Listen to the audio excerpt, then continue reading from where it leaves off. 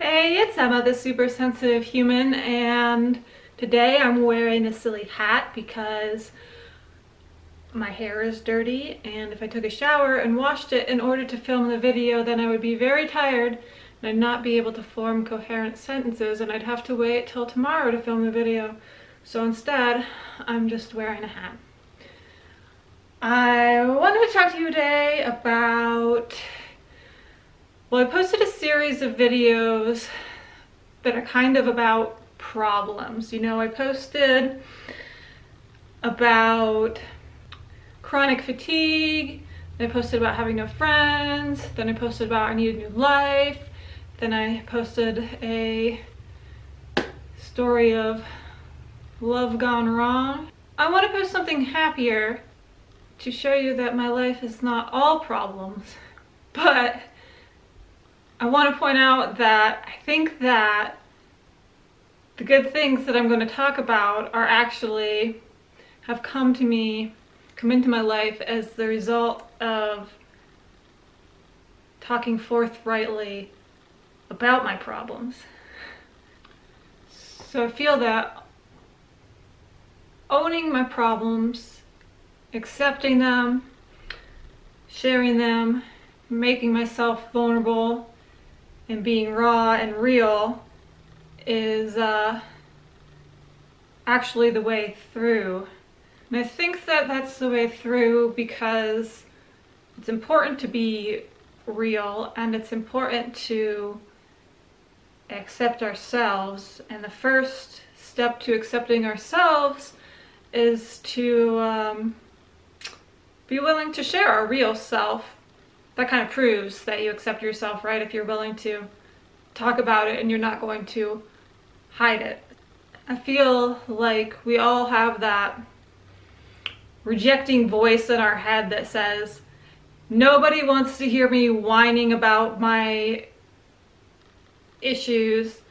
Nobody is going to want me or like me or accept me if I'm depressed and I'm anxious. I'm just not going to be fun to be around.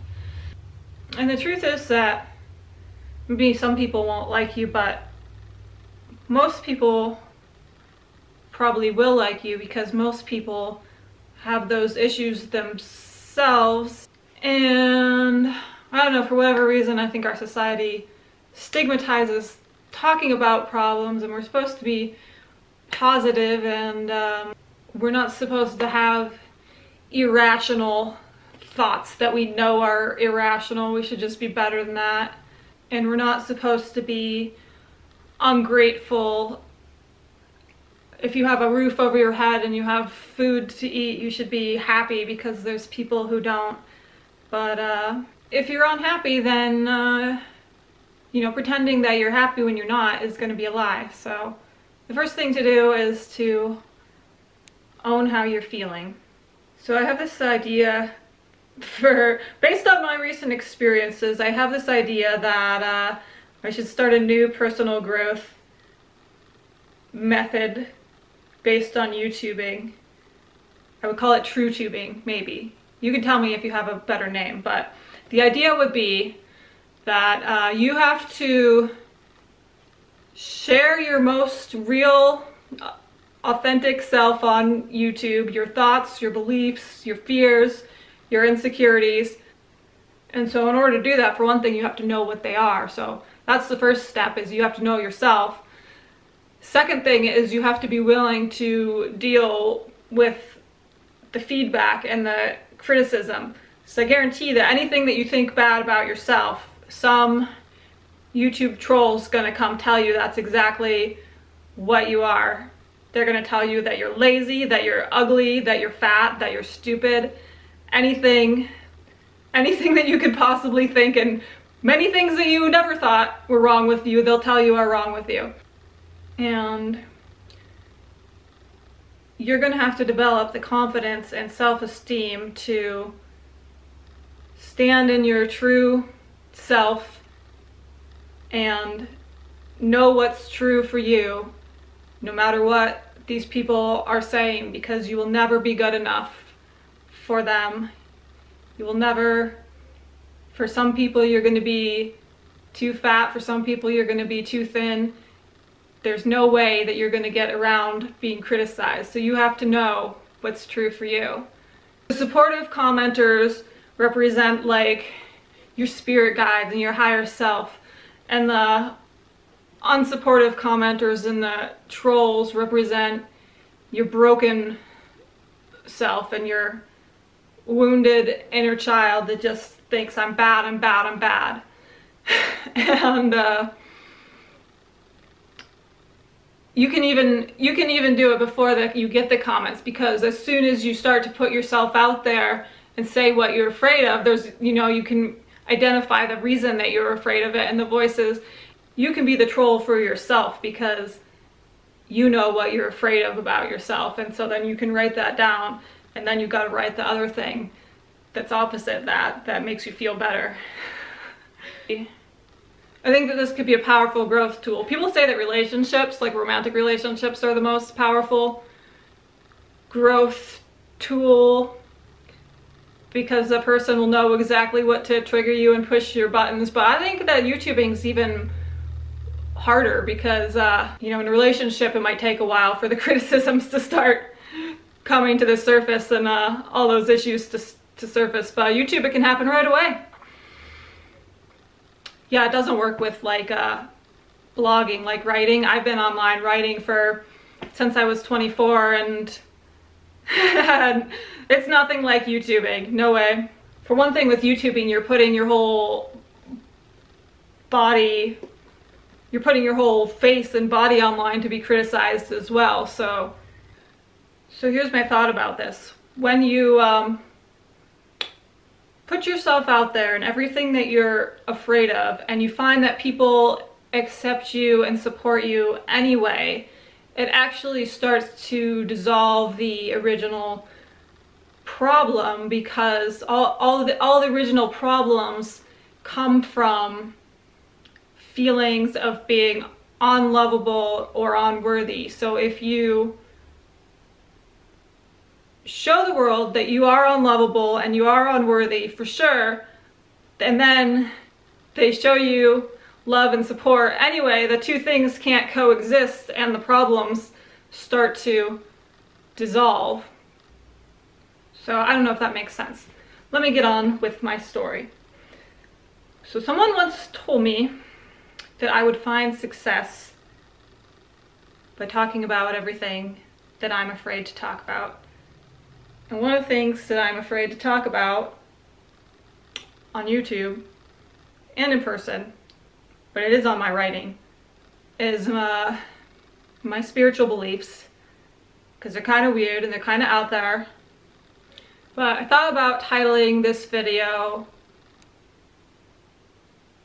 "It's a Secret, I Believe in the Secret," because I do believe in manifestation and stuff like that, although I haven't watched The Secret in 12 years or whenever it came out, so I don't actually remember what it says. But I do believe in manifesting. You could say that my principal belief is that when you do the right thing, good things happen to you, and when you do the wrong thing, bad things happen to you. Although the bad things, I try to tell myself, are really good things because they steer you in the right direction, kind of like the universe is just like a nice little parent. So I do believe that we all have a higher self or soul, and that that self has a purpose, and when we align with that purpose, that's doing good things. So it could be believing good things, it could be making decisions to date this person, do this job, eat this food, that kind of thing. And so when I say that I manifested $30,000, what I mean is that I believe that these things or opportunities occurred because I was in alignment with my higher self. And I believe that I was in alignment with my higher self due to sharing myself authentically on YouTube. Why that's so important, I'm not sure, although I have been told many times by different psychics something along the lines of, you didn't come here to hide. You weren't meant to hide, you're meant to be seen. So that could have something to do with it. And it could have to do with the self-acceptance, and that in order to share myself, I had to change some beliefs that I'm not acceptable and nobody wants to hear those things, and you know, my emotional instability is disgusting and repulsive. I still feel that way though. I mean, a part of me still feels that way when I watch myself, so I'm like, oh, that's dark and that's heavy, and I don't like this part of me.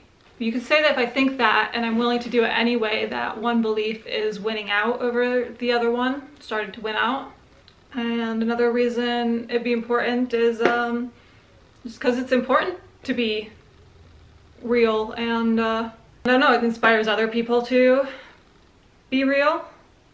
So here's where the trolls get mad at me, because my title is somewhat misleading, although this is the way that I think of it in my mind, is manifesting $30,000, but really I manifested $10,000 and 2 opportunities that I'm valuing at $30,000, another $10,000 and another $10,000. That's just kind of arbitrary. I mean, you could say that maybe I manifested $20,000 if you want to lowball it for worth of things and stuff, because what happened is that I really did get 10,000 actual dollars in my bank account from some unexpected money from a grandparent that died. And so to me, everything is a manifestation, but this thing happened at this particular time, right after I did these particular things. And so I look at it as jumping into the multiverse in which this happened, that this $10,000 came to me. And, you know, before it came to me, there was no evidence from my consciousness that it existed. So basically, I jumped into that reality. And I could have done something else and maybe jumped into a reality where that amount was 20,000. Or I could have done something else and never would have happened at all. So that's the way that I look at things, is nothing is really set in stone. And nothing really exists until I see it in my consciousness, if that makes sense. Maybe right now my future husband is moving into the house next door. I don't know. He could be. In some other reality, that house burns to the ground. I got this money right when I was talking about moving somewhere, doing something new with my life, so I also consider it sort of like, yes, you should do something, you know, use this money to move, use this money to do whatever you were thinking about doing. So the second very good thing that happened is I got an offer to go to a health retreat in Fresno, and for free, from a chiropractor who's developing a new, wants to practice a treatment for chronic fatigue and multiple sensitivity and stuff, and see if it works over 2 weeks. And so that's free health advice, free lodging, free treatment, etc. for 2 weeks, which, you know, I'm valuing it $10,000 because retreats are typically expensive. I know that the Gerson juice therapy in Sedona retreat is $4,000 a week without any extra massage or acupuncture or any extras on it, just the lodging and the food. But like I said, if you want to lowball it, $5,000, definitely probably worth that much. So that's also a really awesome manifestation, because I was just saying that retreat's what I wanted. And I mean, it's kind of obvious that I posted a video and said I wanted this, and then somebody saw that and said, hey, I have it. But it's also like, in the video, I'd just kind of been like, that was kind of like one of the things I was throwing out there, but in my emails to people, my personal emails, the day before I got that offer, I had been saying, I'm really exhausted, I really don't want to make any friends, I really just like want to go to retreat and have somebody take care of me. And that might sound like a babyish thing to say, but I said it and it's happening, so there.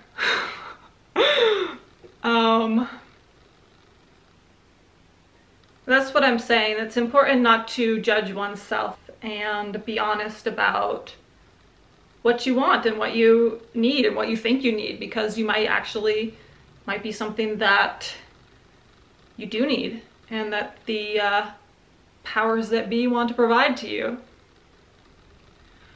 And the third manifestation is something that I'm not going to do, I don't think, but this was an opportunity to be part of a documentary that involved going on a 10-day Caribbean cruise that would have been all expenses paid, and I would get paid to do it.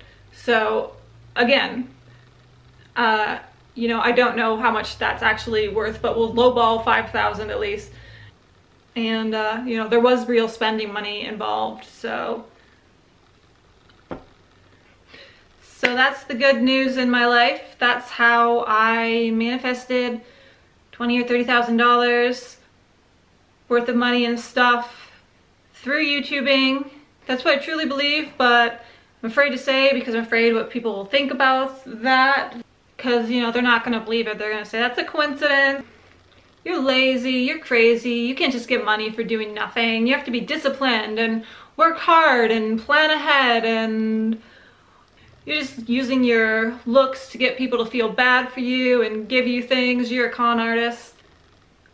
I'm also nervous because I hope that the health retreat works and that it really helps me. I was always the kid in art class who'd stack up my books around my art projects so nobody could see me drawing until it was all done and it was all perfect and I was ready to reveal my masterpiece. So I'm still kind of